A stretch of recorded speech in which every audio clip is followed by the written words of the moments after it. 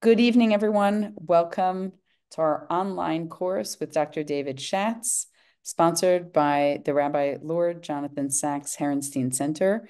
We're delighted to have you here and delighted also to host a series on ethics, a critical topic in both the study and the teaching of Rabbi Sacks. I feel so honored. I feel like I'm back in my Stern College classes. I was a philosophy major, which effectively meant that I majored in Dr. David Schatz. And I learned so much, not only about philosophy, about life, his sense of humor, the important topics that he addressed, and really how to think critically. And I know that so many people are excited to be here, former students, people who never had the opportunity to study with you, colleagues from all over the world. So we're delighted to host this series, and want to turn it over to my colleague and a medieval philosopher herself, Dr. Shara Weiss, to properly introduce Dr. Schatz and our series. Please join us for future Sacks Herenstein classes and courses online and in person, and we'll certainly let you know about our upcoming pre-Passover study session.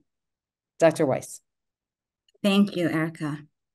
Professor David Schatz is the Ronald P. Stanton University Professor of Philosophy, Ethics, and Religious Thought, and has taught at Stern College for decades.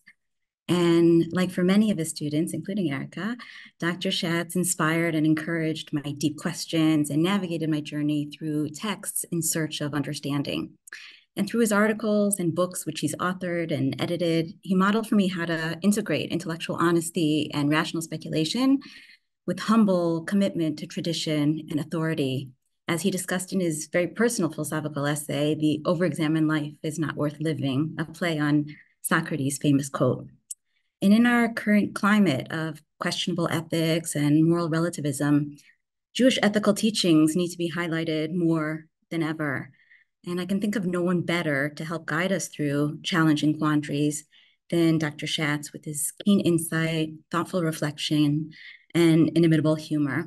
Tonight is the first of a three-part series, and we're honored to have Dr. Schatz teach us. He'll be speaking on divine commands and human decision-making, and we'll see you again in the next two Tuesdays or for the remaining two sessions. Dr. Schatz. Thank you very much, Dr. Brown, Dr. Weiss. Those of you who are wondering, I have not been thrown out into the street in front of Stern College. It's the virtual background I like to use. Rabbi Sacks brought so much elegance and so much eloquence to ethical thinking, and therefore it's very meaningful to be here tonight. I mean, a lot of the phrases that he used became so well known: to heal a fractured world, the dignity of difference, ethics of responsibility. And he was able to bring the outlook of Judaism, not just to other Jews, but to the outside world, including the House of Lords, and to speak also about both ethics and politics in both Jewish terms and general terms. In addition to that, he did something which is truly, truly important, and that is that he engaged one of the fiercest attacks on religion, on the ethics of religion, which came about mostly, frankly, after 9/11, where a group, neo-atheists and others, argued that religion inherently leads to violence and immorality. It's a very old charge, and since it's old, I was tempted to ask, so what else is neo, among the neo-atheists? But it's still a very, very deep charge. Rabbi Sacks dealt with it in the book, Not in My Name. And it's no surprise, and it's entirely fitting that he was awarded the John Templeton Prize in 2016, which really, just to put it in a nutshell, is for spiritual and religious importance in creating progress in that area. Years ago, I heard a sermon, actually it was back in the 1960s, it was a sermon delivered by another great thinker of the 20th century, Rabbi Norman Lamb. And the sermon was called A Godless Goodness. And what Rabbi Lamb said is, look, there are many ethical people in the world who are either atheists, or if they're not atheists, then they don't believe that God issued the Torah at Sinai. They don't believe in the commands, divine commands. And so the question is sort of, so what is the added value, to use a more contemporary phrase, in religion when it comes to ethics? What does religion contribute to ethics? Now, Rabbi Lamb mentioned some five or so factors, including some obvious psychological incentives, including stability and continuity. And he, not mentioned by him, but still I think interesting, is the view of Rabbi Eliezer Berkovitz, that there's a very tight connection between religious ritual and the ethical, what we call in Hebrew the Bein Adam Lamakom, between commandments between the person and God, and the commandments between Adam Lachavero, between a human being and another human being. He thought that there was this connection, that when you practice ritual, for example, if you stay away from eating the non-kosher foods, it will restrain your appetites. You'll learn restraint of appetite. You'll learn to give up your self-interest. And in that same way, you'll be able to act differently with others. Now, obviously, we all know that this is not an ironclad rule. Unfortunately, the many who are punctilious about ritual and not punctilious about ethics, but still, it's a very interesting theory.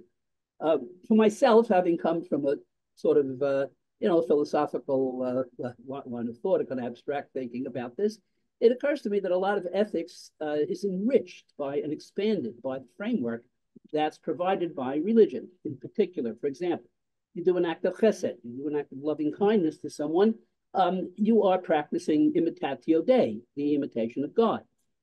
You help someone or you respect someone because they are created b'tselem Elokim, and you deal with them well and you try to help them. They're in the image of God. That also sort of enriches your framework. This applies even, I would say, also to the idea that you have to have reverence for your parents, which unfortunately is not, as you know, is sometimes honored in the breach nowadays. But the idea here is that if you trace your identity back to your ultimate root, to God, you'll also be able to trace yourself back to your narrower roots, namely parents. It's a way of enriching one's framework. There are many aspects of the topic that I could discuss, and what I want to talk about tonight, it's going to say over the next 3 hours, but don't worry. Actually, I came across a quote by Rabbi Sachs, which amused me when I realized that I was under time constraints. It's a beautiful, beautiful quote. This was among the 2,250, I think, that were on the link that I found. It's just fabulous to read through it. He said, moral reflection needs time the way the human body needs oxygen. I was afraid to tell that to my audience that they will need a lot of time, so I'll just move on. What I want to do is to look with you at the source book. So now I have to minimize myself. Is that right? Speaking of humility here, let me minimize myself. Nope, now I maximize myself. Hold on a second. Why can't I see? I'm doing something wrong here. Dr. Schatz, if you just press share screen, you should be able to get onto your source sheet. No, I see myself. I got it. Okay. I've given you here is a group of sources, and I'm sort of not yet going to tell you exactly what this block of sources is about. I sometimes teach top down or bottom up. Top down meaning you give the general framework of the questions, and then bottom up means you start with the sources and you build up to the questions. So I want to look at this. This is a text by Rav Ovadia MiBartanura, probably the most famous commentary on the Mishnah, on the very first Mishnah in Pirkei Avot, in Ethics of the Fathers. Ethics of the Fathers begins with the idea Moshe Kibel Torah Sinai. Moshe received the Torah from Sinai, and Sarah Hoshua, he gave it to Joshua, and Joshua gave it to the elders, and so on and so forth. The chain of tradition, called the Shalshelas HaMasorah, the chain of tradition. Now, the question is always raised, why did Pirkei Avot begin this way? And Rabbi Ovadia has a very intriguing answer to this question that sort of opens up some philosophical questions. He says the following. He says, Omer Ani, I say, and here I have it in both the Hebrew and the English, because this tractate is not based on a commentary concerning one of the Torah's commandments, as are other tractates of the Mishnah. In other words, other tractates, for example, in the tractate Shabbat, there will be about a specific mitzvah which is in the Torah. Pirkei Avot is not like that. It consists rather of moral teachings. And the wise men of the nations of the world as well wrote books on morality. Because we're not the only ones who've written about morality. We may be among the only ones who've written about an Eruv, but we're not the only ones who have written about morality. they wrote about morality, these other nations, per their own invention. Now, the Hebrew there is very striking. The Hebrew is Kamosha Badumi Libam, which has this connotation of a sort of fabrication concerning how one should behave with his fellow. Therefore, the Tana began with the tractate, with the words, began the tractate, Moshe received the Torah from Sinai. That is to say, the character traits and morals prescribed in this tractate, okay, they were not invented by the sages of the Mishnah. They weren't fabricated. They weren't just made up like the others were. Rather, these two were stated at Sinai. Now, the argument he's just here talked about is what nowadays would sometimes be called a sort of moral relativism. You know, sort of everybody has their own view. And what he's saying here is that, yeah, everybody has their own view. They're really at sea with it. They have to try to make up how ethics should go. We really know because we received the Torah from Sinai, and Pirkei Avot is really codifying that. That's the basic idea behind it. And it really seems to be derogatory towards general philosophical reflections on morality. There are some issues you can raise about this. For example, what if not everybody says the same thing in Pirkei Avot, meaning that there are machlokot, there are disputes. Now, this is a little bit of a controversial claim because I think in Pirkei Avot, people like even more than in other forms of, in other parts of the Talmud, to reconcile contrasting views. But I do think the views contrast, and you can have one rabbi who asks his talmidim, asks his students, what's the best path to choose, and he'll get 5 different answers. You know, like in the stereotype about what is it, two Jews, 3 opinions. So it does seem difficult if everything was coming down from Sinai, where you get all of these, you know, all of these differences. But so he may really be talking homiletically. I don't want to sort of pin him down and say he has a philosophical thesis in mind here. But in any case, that's what's in the text that we have by Rav Ovadia. Now look at the next text, which has something in common with what Rav Ovadia said. It's not the same thing exactly, but there's a thrust that's very similar. He's talking about the concept of nimus. Now, nimus relates to nomos. Nomos means law. Nimus has different shades of meaning in different contexts. But here, he considers, as they're put in brackets at the end of the English here, he considers nimus to be laws that are derived by reason. Again, humanly created laws. Okay, it's humanly created. He says there are things that are good or evil from the standpoint of humanity. From the standpoint of humanly made law. Okay, the yesh tov v'ra lefi hanimus. But they are not from the standpoint of Torah. They know tov v'ra means out of Torah.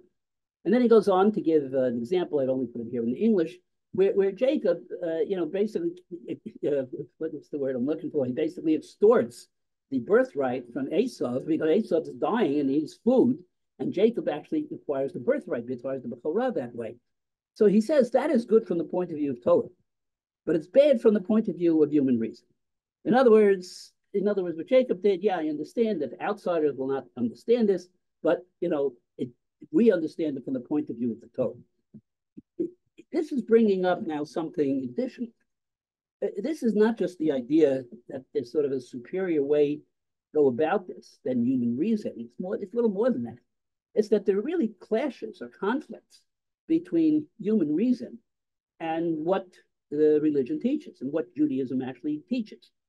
And this is sort of like a consequence of the idea of degrading, or denigrating these other systems of ethics, because it means that they can clash. And that the Ramah here is very clear about that. Now we get to another point of view, which is, again, a similar sort of thing in the Chazon Ish, Rav Avram Yeshayahu Karelitz, 1878 to 1953, who was a leading light in Bnei Brak, the leading light perhaps in Bnei Brak. We get so used to thinking about Gedolim in the abstract that I sort of recommend you look on YouTube if you haven't already. There's a video of Chazon Ish coming into a wedding. There's also a video of the Chofetz Chaim walking somewhere in the conference. It's really fascinating to sort of realize these are not people who are just words on a page. Chazon Ish writes, that Gidrei Hagezel Hamas, the definitions of robbery and violence, it's kind of ironic that the word Hamas actually is usually translated as violence, although the word is actually an acronym in the Arabic. But anyway, getting back to this, it's sort of, it's cruelly ironic. The definitions of robbery and violence are not interpreted according to human opinion, but only by the Torah's laws. If you want to know what robbery is, what violence is, follow the Torah's laws. Any act opposed to these laws is robbery, even if people do not agree. Okay? And any act that adheres to din, meaning to the strict law, constitutes justice, even if this runs contrary to human opinion. Recognizing, in other words, the polarity that can exist between, on the one hand, the halachic descriptions, and on the other hand, the let's call it the secular descriptions, and descriptions that would be used by the non-Jewish cultures, which could, of course, include other religions. Now, Rav Aaron Lichtenstein has written about this, that perhaps the Chazon Ish's statement need to be qualified somewhat, because often there will be a convergence in his opinion. But I'm only looking here for the general atmosphere of these quotations, not really to try to pin down each one to a very precise philosophical thesis. The last one comes from the Eish Kodesh. Kalonymus Shapiro, who's the rabbi of the Warsaw Ghetto, who was killed in 1943. It's one of the most remarkable texts that I know, just thinking of the moment. This was a drasha that he gave on Rosh Hashanah. And he's trying to address the question of what's going on here. Because I think this was 1941. What's going on in this world now? How could God allow this? And he stakes out a position here in the drasha. I want to make clear that I think that you have to keep in mind this is drasha, because outside of this context, he has other ways of approaching the question of why there's evil. I probably will touch on this a bit next week in the session on evil. The nations of the world think that truth is a thing in itself, and God commanded the truth because it's inherently true. That's what the nations of the world think. But we believe that all the truth in the world is present because God does command. Now, I think the quotation will be a little clearer if you actually try to substitute the word truth to the words goodness or rightness. Because what he's really doing is calling up, not necessarily consciously, a question that was asked by Plato in a famous dialogue of Plato, which was called the Euthyphro, which he asked the following question. Is an action right because God commands it, or does God command it because it's right? For example, it says, and Plato didn't refer to the Aseres HaDibros, but it says, lo tignov, okay, and where it says you should not be a false witness. This matches general morality. The question is, so what happened here? Is it that the only thing that makes those actions wrong, robbery, very false witness, the only thing that makes them wrong is God's will that they not be done? That actually makes them wrong. Or is it that God sort of consults, as it were, some standard outside of his own commands? And here, Rav Shapiro, if you were to sort of mix this with Plato, you would get the idea that actually the action is good or bad, right or wrong, only because of what God does. There's a character in the Brothers Karamazov who says that if it says in effect, okay, probably not precisely the way it's worded, if there is no God, then everything is permitted. What did he mean by that? He meant that there's no such thing as a really secular ethics. There can't be secular ethics. The only ethics that can be is one in which God actually defines what's right and wrong. So argued the character. And the reason I'm so vague about who it was, there's a discussion online about who exactly this was. It was a character named Dmitri, but he's conflated with some other character. Anyway, that's the story there. Now, one more quotation, which is not quite along the same lines, but it sort of makes the point about obedience. Because essentially, what are we saying? We're saying so far really is a recipe for arguing of the fundamental importance of obedience. And what makes the halacha is what determines what is right and what is wrong. or we don't know what is right and what is wrong. Therefore, we have to turn to the halacha. One of those two. Either there is no right and wrong without the halacha, or there's no right and wrong that we can know on our own. Here's what Yeshayahu Leibovitz says, though. He says he was famous, not as famous as his sister. His sister was Nechama Leibovitz. And Yeshayahu Leibovitz was quite a character. I could spend a whole class just telling stories I've heard about him. But here, what he says is he takes the pasuk, love your neighbor as yourself. And he says, you should love your neighbor as yourself, does not as such occur in the Torah. The verse reads, love thy neighbor as yourself, Ani Hashem, I am the Lord your God. In other words, basically, the reason you should love your neighbor has nothing to do with humanitarian considerations and so forth. It should be because you are worshiping God, and it's part of worship that you do what God says because this is what God wants. It would be a little complicated and sort of off our topic to talk about what his overall view was of morality. But the point is, when it comes to religious morality, the way a religious person would think, Leibovitz is very clear that what the religious person has to think here is that whatever mitzvahs there are, it could be a mitzvah, but pay your workers on time, okay? Well, that's fine from the point of view of ethics, right? But no, that's not the reason you do it. Everything you do, no matter how humanitarian it may look, really has to be done out of commitment, and that's really what religion is all about. Now, these four quotations or so are not really all saying the same thing, and the nuances. I'm not even sure that they're really saying what way I depicted them as saying. I think they're actually maybe more moderate than I made them out, but I'm using them sort of as a springboard for this discussion, because looking at them collectively, then either without God's command, there's no right or wrong. Okay, that would be one way, one sort of thesis. Is explicit in Rav Shapiro, but it's maybe implicit in some way in some of the other quotations, like Rav Badger. We don't know exactly. Without God's command, we can't know what's right and what's wrong. Okay, that's pretty much, I think, clear from all of them, putting aside Leibovitz. And even if we can know what's right and what's wrong without God's command, we must submit and act out of duty. So that's the basic idea here, is that the idea, so if you ask the question that we asked before, okay, so what's the added value that religion brings to ethics? The answer is hakol, everything. Absolutely everything about ethics is brought to us by the halacha because we are completely at sea without them.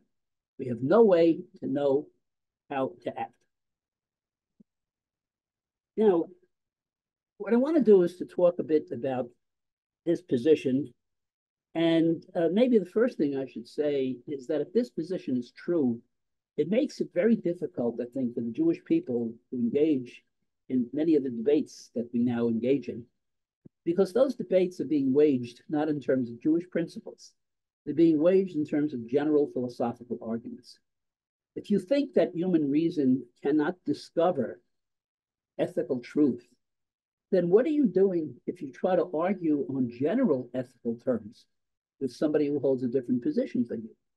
What if you try to convince someone about anything having to do with Jewish existence, the war in Gaza, or anything of that sort?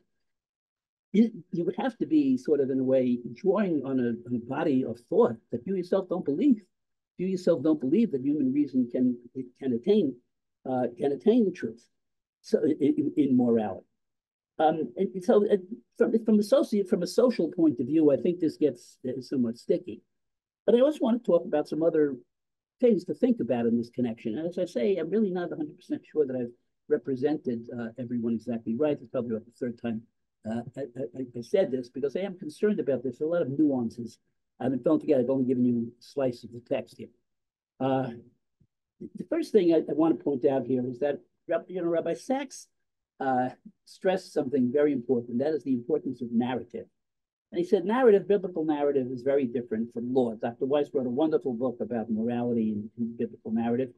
And what he stressed there is the difference between what he called a textbook and a text person. I mean, he had different ways of framing the same sort of thing. And text person, that is a character that appears in the text. And sometimes when you look at the text closely, you see what people are going through, what's going through their minds, what's going through their hearts. You get a much clearer understanding of the complexities of morality. Well, if you look at it that way, and this is what I'm going to tell you now is something that's been said by quite a number of people, and that is that biblical narrative seems to present a picture in which people do think for themselves, and in which there is a right way and a wrong way, and there is sometimes a lot of ambiguity as to what's right and what's wrong. Now, for example, right at the beginning of Bereshis, okay, God gives a command to Adam and Chava, and he tells them, don't eat from the tree. They violate the command, and he says to them, you violated my command, then he punishes them. The next sin is the sin of Cain, right? Cain kills Hevel. What does God say there? He doesn't say you violated my command, because there was no command that was recorded. Instead, he tells him, your brother's blood is crying out to me from the ground. There's a piece of moral reasoning. And it's a piece of moral reasoning that he thinks that Cain should have used on his own. Another example, which I think is much clearer and much more widely cited, is that because of the flood, because of the generation, the flood, God destroyed the world. And what it says is, which means the it was full of violence. And the Ramban points out, this is one of the quotations I have a little later in the sheet, the Ramban points out that violence was not specifically prohibited. And so the Ramban says that Yan Muskal, they should have known on their own, because this is something that is rational. You can continue this way. People make difficult decisions. For example, Yaakov and Rivka plot to deal with, plot to steal the bracha. Now, in the Medrash, Yaakov is actually punished for this. But you can ask, well, if Yaakov is not capable of arriving at the truth, because after all, he was just a human being, then why is it that he was punished at all? Why is it that he was punished at the hands of Lavan, if that's really what you believe? You find all sorts of conversations going on. You find people keeping their word. They make covenants with each other, Abraham and Avimelech. You have Yaakov presenting moral arguments with Lavan. You have Moshe rising to kill the Egyptian who assaulted a Jew. And you might say, well, all this before Sinai. Yeah, but first of all, that's not really on point, because the point is that people were expected to act in a certain way, and they had moral convictions. But also, even after Sinai, think of the case of the daughters of Tzalafon, who come and say, that because Jewish law only permits sons to inherit, and we are daughters, nobody's going to inherit our father's heritage. So Moshe says, well, I got to ask God, and he asks God, and God says, Cain benos tzalafcha dobros. They speak rightly. Now, the word Cain doesn't only mean that their claim was correct, and is that what they are claiming is the correct claim, is the proper claim, but rather maybe it's endorsing their reason. Cain benos tzalafcha dobros. You think this was a good ethical argument, and God is responsive to it. Very interesting little quote that I saw in the name of Rav Hutner. I'm going to scroll this down. People sometimes think that this whole issue of the validity of ethics and independent ethics is a matter of Haredi versus modern Orthodox. The modern Orthodox accept an external ethic, whereas others don't. But this Rav Hutner, who is the Rosh Yeshiva of Chaim Berlin, he says he's talking here about truth telling and about the importance of truth telling, and how people make vows and they keep their vows, and it's understood that if they say they'll do something, so then they must do it. He says, well, I'll just read it in English to speed it up. This fact that truth derives from foundations of the soul, okay, creates relationships and calculations that are prior to the prohibitions and sins in the Torah. In other words, that even before the Torah is given, there is some notion here of the importance of telling the truth, and of an understanding even that people will tell the truth under normal circumstances. It just becomes a moral principle even before the Torah. At least that's how I'm understanding what Rav Hutner is saying. As I said before, sometimes the resolution the Torah doesn't give us a very clear idea of who's right and who's wrong. Classic example is at the end of Perek Lamed Daled of Sefer Bereshis, where Jacob's sons who killed the city of Shem have an argument with their father as to whether they did the right thing. I mean, the father says, "Listen, you're making things very, very hard on me, very difficult. Eventually, I'm going to be killed." And they say, "Hakazono yases hafasenu." Do you think that the Shem can make our sister into a prostitute? And at that point, the narrative leaves off. Okay? As a way of saying, maybe as we don't know who's right. And Dr. Weiss has a wonderful chapter on this. So the first thing that I really want to point out is that from a Chumash point of view, things look a lot different. It looks that there is some notion that people can make correct judgments and that they're expected to hold correct judgments, which is I think it's a different perspective than what we have been talking about. And again, I think it's worthwhile just seeing the things Rabbi Sacks says about the importance of the Bible to ethical conversation. Okay. Now let me point out something else. If you adopt the view that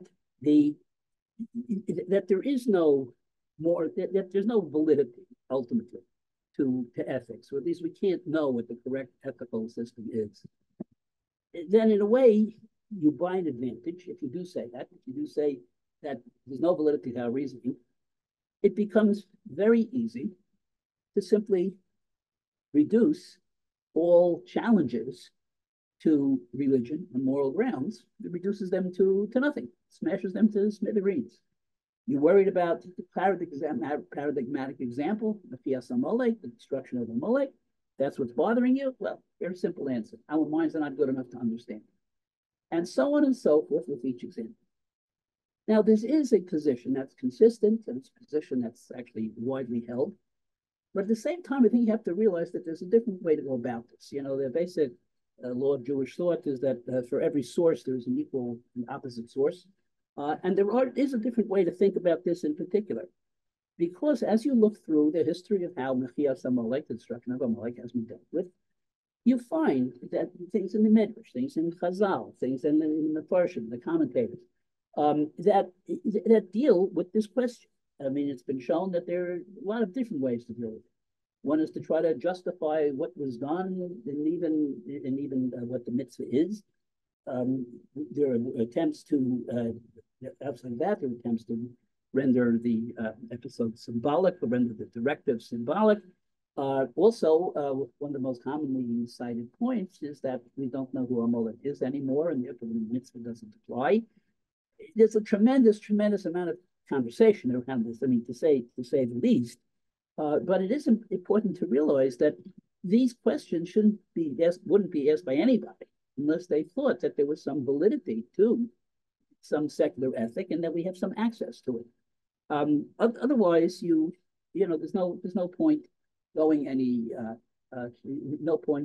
in going any further. This becomes a key point in next week's class also about the problem of evil, and we'll get to that. In addition to this, and here I don't want to belabor Jewish literature, many of you probably are aware of, that there are many discussions about cases where Chazal seem to have made a decision on moral grounds, external moral grounds. Now, I want to be careful because I think that most of these proofs do not work. But just to throw out some of the things that have been said, for example, Ben Sorer Moreh, the stubborn and rebellious son, about whom Chazal say that lo hayov lo asid never was and never will be. That's just one example. Another example is capital punishment. Rabbi Akiva and Rabbi Tarfon said, if we've been in the Sanhedrin, know that we've been executed. The Gemara says, how would you have gone about that? Well, we asked the witnesses questions that they can't answer. That whole conversation, I keep using the word conversation, that whole discussion, okay, it has gotten drawn so much ink that I don't think I want to go much further with it. I do think that there is a problem in simply saying that this is an external ethic. That's a different issue. But I just give you an example of what I mean. Rabbi Akiva and Rabbi Tarfon may have said what they said, that no one would have been executed, and that they would ask tough questions, not because they were afraid of killing the innocent, which is what one might think, but rather, this was suggested by late Professor Gerald Blitzstein, that actually they were afraid of executing guilty, because every act of taking a life had a certain taint. That's an internal consideration, not an external. Okay, you may have to replay the video if you want to hear that part again. But I will put it to you this way: that every system of law really has to deal with two kinds of cases. One is what is called indeterminacy, meaning that there are sort of gaps that haven't been filled. The legislative judge doesn't have an exact precedent to draw on. There are different circumstances that have to be taken into account. It's not fair how to weigh them, and so forth. That's indeterminacy, meaning there's no determinate result. And that's really we get a lot of focus. There's no strict law that applies to this exactly. The second problem that they confront is what I call yucky results. In cases where when you apply the law, you end up getting a morally questionable result. Now, there's a tremendous amount of discussion about this and how it applies to Judaism. One of the most famous people to write about this is Ramban, Nachmanides. And just on the first question of indeterminacy, the fact that you can't necessarily know one unique answer to each question, that is something Ramban says very explicitly on the verse V'asisa Yisrael Hakol B'nei Hashem, that you should do the straight and the good. He says that it's impossible for the Torah to legislate every situation. So what you need to do is to draw on the principles of the straight and the good, which you have in the Torah. But that requires, again, a certain amount of moral judgment, even if it's internal moral judgment. Rav Aaron Lichtenstein has said, this quote, when he speaks about the use of rules, he says, if we mean that everything can be looked up, that no one determines every moral dilemma resolved by reference to code or canon, that's by looking up everything in Shulchan Aruch, the notion is both palpably naive and patently false. Palpably naive and patently false. Who has not found that the fulfillment of explicit halachic duty could feel well short of exhausting clearly felt moral responsibility? But sometimes something may be technically allowed, and yet it somehow isn't fulfilling. The Rav is said to have said, this was quoted in many places, that halacha is a floor, not a ceiling. Meaning, but behavior requires a lot more. And I think this proper behavior requires a lot more than just getting to the technical law. And Rav Lichtenstein discusses this in terms of concepts you may have heard of: lifnim mishuas hadin, acting beyond what the strict law requires.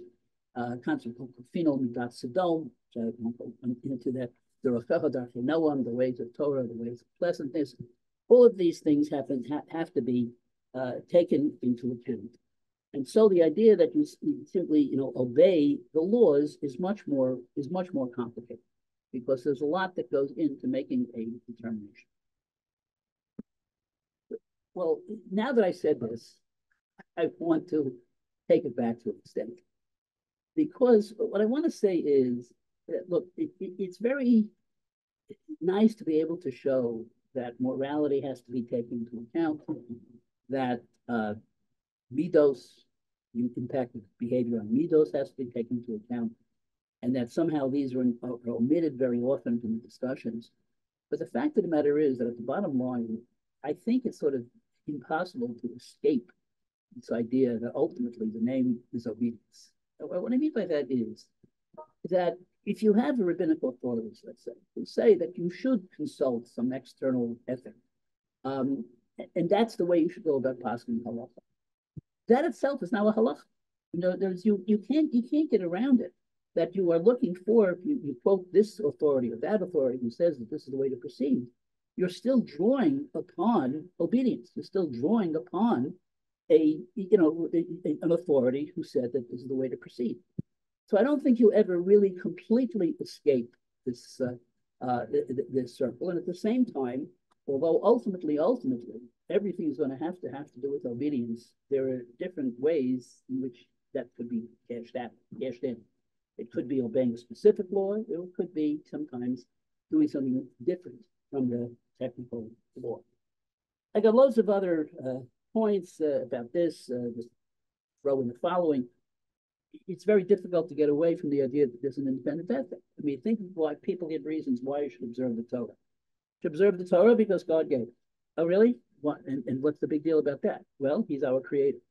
Oh, yeah? You have a moral principle. The moral principle says that one must obey one's creator. That's a moral principle. It's an independent moral principle. It's just very difficult to get along without moral principles. Okay, now I want to mention two other sources that are relevant that move along with the source sheet. I'm sorry if I kind of rushed those last couple of points. Let me move back to this, and then let's take one more question at the end. Okay, what I'm looking for is here.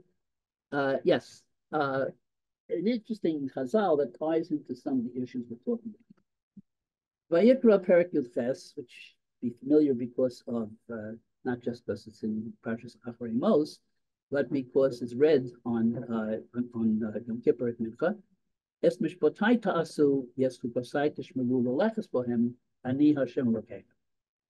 You should do my mishpatim, and you should observe my chukim. There's mishpat and the scope. Now, Chazal were always sensitive when two words that seem synonymous were put in juxtaposition, seem to be repeating the same thought. Do my mishpatim and do my chukim. And they said the following. They said there's a difference between mishpatim and chukim. Now here, I just want to look at what they say about mishpatim. What are mishpatim? Dvarim she'el malei nichtavu dinu she'ipos. That these are things that had they not been written, they should have been written. And then they give us instances: idolatry, adultery, prohibitions against idolatry, adultery, murder, robbery, blasphemy. And then comes the famous chukim, which are laws that we are challenged about. So we are challenged about the chukim, and we are not challenged about the mishpatim, apparently, by implication, because these are things that had they not been written, they should have been written. What this text seems to be saying is that there's some independent merit to these prohibitions. Prohibition against murder, prohibition against robbery, prohibition against adultery. There are good, sound reasons for these, and that they would be binding even had there been no revelation. That ilmalei nichtavu, had they not been written in the Torah, they should have been written. And now, there are different ways you could argue to try to undermine this, but this is, I think, a plausible understanding of what they're doing. This doesn't mean we could have come up with these things on our own. Then the question is, so why did the Torah bother to list them? No implication of that. I mean, it could be, though, that once we hear these prohibitions, we'll understand that's a good idea. It's a very good idea, which is the kind of thing that happens all the time. Somebody else invents something, and then everybody listens to it. They say, hey, yeah, why don't I think of that? Why didn't somebody else think of that? So that could be that we react to these prohibitions. So this doesn't quite say human beings can come up with it, but it is giving a certain rationality to that. Then comes the quote from Rav Hutner that we saw already, the quote from Ramban, which talks about Hamas being in Yom Muskal. Sa'ad Yagon also has a very interesting point. I put this in the last 2 pages. It's too much to actually read now, but let me tell you the basic point behind this. And then I want to take one more aspect of the topic for this. Sa'ad Yagon says the following. Sa'ad Yagon believes that there is a category, there are 2 categories in the Torah. One is what he calls sifliyot from Seifel. It's in Lamed Yud Vav Tes. It's spelled sifliyot, okay, which can be translated as rational laws. And the other is mitzvot shim'iot, which means from the word shemoah, to hear. These are laws that are passed down by tradition. Now, Saadia says that with respect, he says, so why do we need authorities to tell us what to do? After all, there are mitzvot sifliyot. I mean, there are lots of things that we can know by reason. So why do these have to then be told to us at all in the Torah? Why does the Torah bother with this? His answer, I think, is very important conceptually. And that is that sometimes a general law is something that you could access on your own. You could think of it on your own. However, the specifics of that law you could not come up with on your own necessarily, and you'll see why in a little while. Reason, can you give 4 examples? Reason commands gratitude toward God for the blessings received from Him. Okay? You know the general idea to give gratitude to God, but it does not specify the form, time, and posture appropriate to the expression of such gratitude. So we're in need of prophets. Now he calls it prophets. I think really it's the rabbis who do this. I have a theory why he says prophets, but let's just, let this, let that part go and just see that what he's saying here is that the authorities will tell you the times of prayer, the formula you use, the special modes and the special direction which you face when praying. In other words, you can have a general law, okay, which is accessible by reason, but the specifics have to be made clear by authorities. Another instance, reason disapproves of adultery. Okay? He has no question that this is a law that conforms to rationality. But he gives no definition. It gives no definition. Reason does not give definition of the way in which a woman can be acquired by a man so as to become his legal wife. And he shows you there are a lot of options, merely by a form of words, maybe by means of money, by her and her father's consent, the witness of 2 or 10 people, the presence of the whole population of the town. I mean, we have the Jewish chuppah has a lot of laws attached to it. Okay, for example, I mean, just how many witnesses you need. Okay, so the prophets lay down the rules: dowry, contract, and witness. Okay, in other words, there were options, but certain specific options were chosen for us. Another instance, reason disapproves of theft, but gives no definition of the way in which some object of value becomes a man's property. What's property? And then here are some possibilities: by means of labor, okay, that's the famous labor theory of property from, as I said, John Locke; by way of commerce; by inheritance; by the appropriation of unowned articles, in the case of a hunter in the desert or even the sea. This is the idea that sometimes you can acquire an article by the fact that you don't know what, well, whatever it gets, you pick it up at the desert or on the seas. Whether purchase becomes valid by the payment of the price, means it's paying the money, which is the way we ordinarily do it today in our society, or by the act of taking possession of the purchased article, or merely by repeating a form of words. As we have a kind of mashicha, you bring it into your possession, although that can be overridden depending on the society you're in. And so with many other questions which arise in the wide and extensive field covered by the subject. So in other words, this is why you need the authorities. And to give the last example he gives is a punishment, where you have to punish the crime, but exactly how much? That's also something that's left up to authorities. There's an ambiguity in Sadya that I think is very enticing, which is, here's what he doesn't make clear. It's not clear whether the Jewish way of doing it is thought of as a better way than other ways of doing it. Now, it very well might be, as you go through the specific derivations of the laws in Chazal, that perhaps it is thought of as better or not. But it's a question. It's a question of whether he thought that these rules are there because these details of the rules are there because we all need to have agreement. We just need convention, or whether they're there because they're better. And what he says about this is that if we had to rely, here's one thing he says: we had to rely on our own judgments. We should have opposed each other and never agreed on anything. Now, in order to get agreement, we find one way to get agreement. We have a law that's going to apply all across the board. He doesn't tell us here whether there's any reason to think that what people agree on is better than other ways of doing it. Maybe sometimes there is no better way of doing it. Now, this does the following. What he's saying is, look, there is a rationality to the laws that we're given. There's no way around it. And human reason can discover those laws. We know the reasons for the prohibitions against adultery, the prohibitions against theft, and so forth. We know all that. But we don't know the details on the basis of reason. So, is he saying that the details are known by reason or can be known somehow by reason? Or is he just saying that sometimes we just have to have some agreement on what to do? There's a number of sources that are relevant to this. I just want to point out the interesting view of the Rambam, which I have in one of the sources that I quote from Rambam, which is that Rambam says that sometimes, Rambam believes that all mitzvahs have a reason, and sometimes, though there will be mitzvahs for which you do not find a reason. And he says the reason for that, the reason why you wouldn't necessarily find a reason, is that it's part of reason, not to always look for reasons.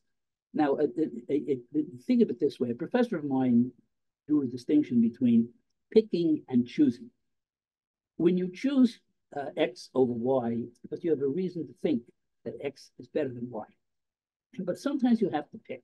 I suppose you go to a supermarket and there are 50 cans of a certain soup, kind of soup that you want, and they're all the same in terms of their content, and you have to pick one. Now, if you tried there to try to figure out, well, which one should I take, which one should I leave, you will never be able to do anything. This is like the so-called, Buridan's donkey, although Buridan's not the one who came up with this, but a donkey who's positioned equidistant between the bushels of hay and dies of starvation because the donkey can't make a decision to go one way or another. A human being would realize, listen, just pick something arbitrarily. So Rambam says here the reason rendered it necessary, wisdom rendered it necessary, should be particulars for which no reason can be found. Sometimes you will not find a. Sometimes you will not find a. You will not find a reason. And he says, if you ask, it's going to be a shocker if you don't know this field, why a lamb should be prescribed and not a ram. The same question would have to be asked if a ram had been prescribed instead of a lamb. In other words, that the details as to why you use this animal, not another animal, that may not have a reason. Now, it could be that in the case of Sa'adja, that's really the kind of thing that he's getting at. That sometimes the society has to make a decision. Should we drive on the left side of the road, the right side of the road? And that's something you have to have uniformity. It's not a question of one being better than the other. Okay, I've packed a lot in the last couple of minutes. I want to turn to one more aspect of this whole question. But to sum this up, we've seen views that basically say that reason cannot attain ethics. We've seen the reason cannot attain ethics. We've seen reasons to think that in other Jewish sources, there are ways to think ethics. The narrative is one of the places you see this. And a lot of these other questions that have come up about specific posts, which I didn't go into it, but there's a tremendous literature on this. And then there's this additional point that Sa'adja is bringing up, which is that, look, reason can do a lot. Reason can come up with these prohibitions on their own, which matches something. It certainly is consistent with what Chazal say. But at the same time, he doesn't think we really have a way to always have a way to say that this way is a reason as opposed to this way. Now, we pick rather than choose what the specifics of the halacha are. And other times there might be a reason for it. So the whole question here of what religion can bring to ethics is complicated, because it does mean that you do need the religion, meaning what Chazal are dictating here, as a means of fleshing out the laws that you arrived at by reason. You arrived at them by reason, but you need authority to flesh them out, which comes down to the same point I made before, which is that it's very difficult at the end of the day, to escape the imposition of some sort of authority, because even if the details are not completely up to grabs. So all the things I mentioned, morality, for importing morality into halachic determination, well, those are based on what authorities have to say, what Jewish thinkers have to say, and ultimately they do come down to authority. It's just that the authority doesn't require doesn't say everything that could be said in the service of the position that you need authority. My voice was sort of running down, so I'm sorry for a second. Okay, we'll just finish up here. I want to just deal with one more point. I have about 6 minutes to do it, so I'll give you the quick version of it. This is another aspect of rules, of dealing with rules, making decisions entirely on the basis of halachic rules. Think of the following example. Suppose you go to visit a friend in the hospital. The friend is ill, and then at the end of the visit, the friend thanks you so much. Thank you so much. It means so much to me that you came. And you say to him, well, Bikur Cholim is a mitzvah. As I came because I'm obligated to come. It's not only the type of thing I think you can say, but I think you can make a case this is also not the sort of thing that you should think. And there's a story I've heard from my colleague, now retired colleague, Dr. Aaron Fried, the story about two Israelis are on their porches, adjacent porches, and every morning there's one guy who wakes up and looks out at the beautiful scenery, and he says, what a wonderful country this is. Yoshvim al ha-merpeset, you sit on the porch, ro'im et tehorim v'es hatzadot, you see the hills and you see the fields. So, and he says this every single morning. One day, this guy decides that he's going to steal an orange from his neighbor's grove. And so he does exactly that. His neighbor sees him, and his neighbor says, Kotuv b'Torah lo tignov.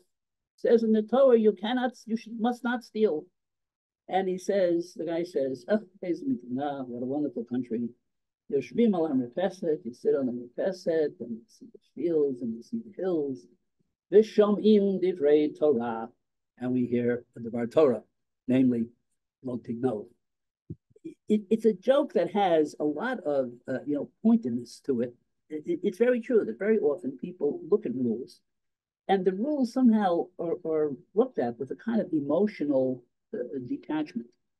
And there were some Jewish thinkers who actually were quite concerned about this, and made it a point of saying that with respect to these certain mitzvot, certain interpersonal mitzvot, you must not simply act out of obedience, out of a sense of obedience. Rabbi Yaakov Weinberg, my quote here, the building of the 20th century, Rabbi Yaakov Weinberg says the following: it is better that a person give of his own free will, out of a feeling of love. If he gives only because God so commanded, he diminishes the nature of love. You have to give out of love, not only because you should not give only because he was so commanded. There are some lines in Rav Soloveitchik that maybe could be read the same way. Ultimately, this thought, I think, traces to Rambam, because Rambam says, look, when it comes to ritual, okay, there we have a medrash, which I put here, that says that a person shouldn't say, I can't stand the taste of pork, and that's why I'm not eating pork, but rather you say, I like pork, but what can I do? My Father in heaven has decreed. That's with respect to ritual. That's with respect to rituals, says Rambam, where there would be nothing wrong in what you're doing if not for the fact that God commanded you not to do it. So there you submit. The more you do want to do it, I'm sorry, the more you don't want to observe the law, then the more willpower, the more heroism, and so forth that you are displaying when you actually obey the law. But Rambam says, no, with ethics it's different. The interpersonal ethics is different. Because in interpersonal ethics, if you do something wrong, it would be wrong even if no command at all had been given. And I think that this is also important in trying to think of what religion brings to ethics. It's very, very interesting that here what religion brings to ethics, in this case, if you follow the view of Weinberg, is not to focus so much on the obedience part. Just like you don't say to your friend in the hospital, Bikkur Cholim is a mitzvah. Instead, you do it out of a sort of subjective feeling of caring. And Rav Soloveitchik is a very long essay in which he speaks about the importance of all of these subjective feelings, and all of which go into this. So the topic for tonight was divine commands and human morality. And what I tried to show is that, divine, you may ultimately always come back to commands. You may always come back there.